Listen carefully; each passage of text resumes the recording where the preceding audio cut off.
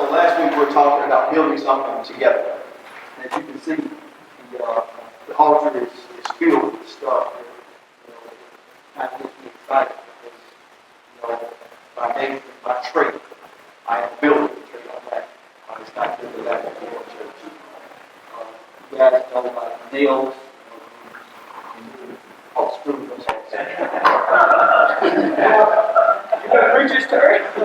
Didn't matter. Nobody do that, but you turn it and bust me out. This is a laser leveler, right? Yeah, sure it is. I'm gonna let you see it. I want you to bust me out. This is a ladder, believe it or not. All right, but you got all these different things. And last week, we probably got about another week or so, we're going to be in this series talking about let's build something together. Last week we talked about Nehemiah. Nehemiah, chapter 2, 19 and 20. And then we'll roll over into chapter number 4. It says, but when Sanballat and Tobiah and Geshem the Arab heard of our plan, they scoffed contentiously. What are you doing?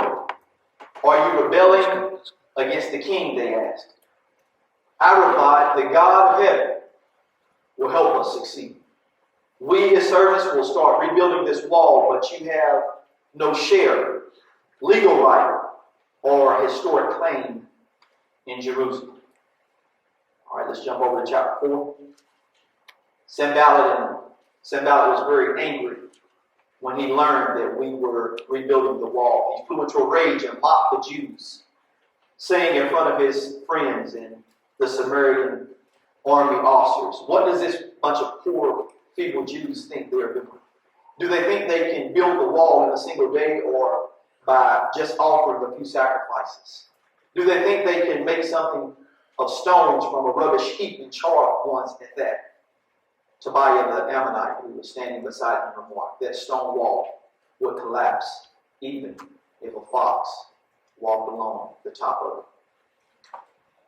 So as we see in the text, and I don't have points today, I just generalized some of the things that jumped out at me in this text.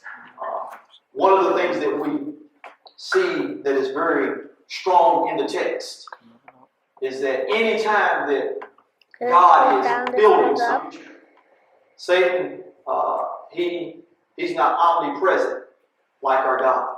So if you guys remember in Revelations, the Bible says that God is the Alpha and the Omega. He is the beginning and he's the end. So that assurance that it gives me in that text is that Satan only knows a portion of what's going on. But my God knows the entire story. He knows that you are victorious in all that you do. Satan can only confirm what is the now and try to discourage you from the present that God has for you. Opposition is an action that is done to stop or defeat something or someone. Now, you guys can verify and testify. As long as you are average, as long as you are complacent, as long as you're comfortable with following the status quo, generally nothing ever happens. But the moment that you say, hey, there's more to life. There's more than what I'm going through. Listen, there has to be more than the situation that I'm in. Generally, when you have a made-up mind, when you say to yourself, listen, I'm going to have to get out of the box that I'm in right now and say, God, listen, I trust you. Generally, when you get out of that box, you can expect on every hand that Satan's going to be there to discourage you, to try to keep you from walking in the promise. The problem that the Jews faced is that their walls and their gates were not in place. They were not fully serviceable. Their enemies had unlimited access to their land. And I wonder today, what is Satan? What is the enemy? What is he whispering in your life? What seeds is he trying to plant to keep you from building? Maybe it is a relationship. Maybe it's a strained relationship from the past. Somebody got hurt or you got hurt And God is saying, listen, I want you to rebuild, repair, get that thing in order. But Satan is saying, hey, don't do it. You remember how they hurt you? You were in the right. Has anybody ever felt that way? You felt like you were right, and they owe you an apology. I know you guys are probably super Christians, and me and Rob were together. But sometimes we can feel as if, hey, I didn't do anything wrong. But God is saying, listen, I want you to repair that relationship. I want you to be the more mature one, the Christian, and go and repair it. So again, we see that in verses 6, it says, at last the wall was completed to half its height around the entire city, and the people have worked with enthusiasm. That's definitely right there. We'll definitely preach about working with enthusiasm. Daniel can testify to that. But when Sanballat and Tobiah and the Arabs, Ammonites, and Ashdodites heard that the work was being done ahead, and that the gates of the wall of Jerusalem were being repaired, they were furious. They all made plans to come and fight against Jerusalem and throw us into confusion. Let me just tell you this, and I will not, Daniel, if you'll come now, I'm going to wrap it up as soon as I get an opportunity. If you will not allow Satan and his plans and his attempts to keep you from moving forward, if you will not allow Satan to stop you from walking into the place of your blessing. You say, Travis, how? How do I fight it? How do I feel like giving up. I feel like there's no hope. I feel like there's nothing else. It almost seems as if I've been doing this for time and time again, and there's no progress.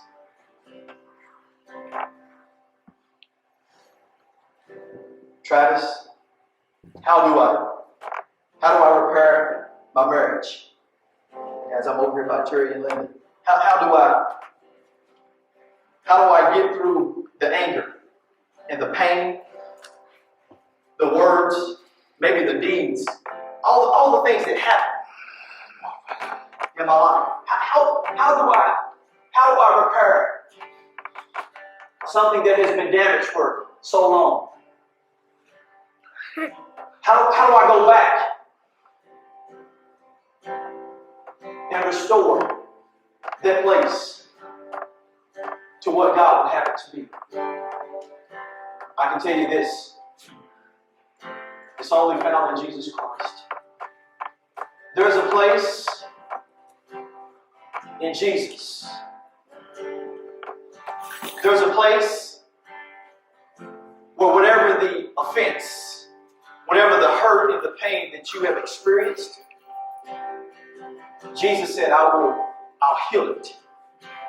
The only thing that's stopping you today, as Greg mentioned, with the man that was at the pool of Bethesda, the question still remains today is that it's not an issue of can the walls be rebuilt. It's not a question of can there be a healing. It's not a question of restoration. Is there restoration? The question is, do you want to be healed? Do you want to be well? Or do you want to continue to give Satan access to your stuff? Do you want to continue to give Satan access to your family? Do you want Satan disrupting your faith?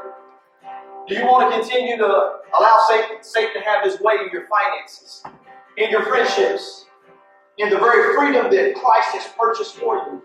The question is, it's up to you today. But you have to make a decision. You say, Travis, I want to rebuild the wall. I want to be whole. That's my issue. I don't want to walk around at 32% or 50% or 60%. When God has said, listen, you can be 100%. You can walk in that healing. You can walk in that victory. You can walk in reconciliation. You can walk in redemption. You can walk in forgiveness. But you got to make a decision. It's time. It's time. I'm telling you. I say it every week. Every week.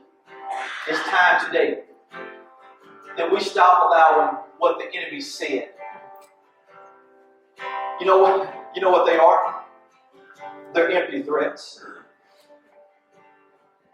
That's all it is. It's like a bully tactic. If you don't do this, I will do this. Well, there's a time today as Christians, we need to make a decision.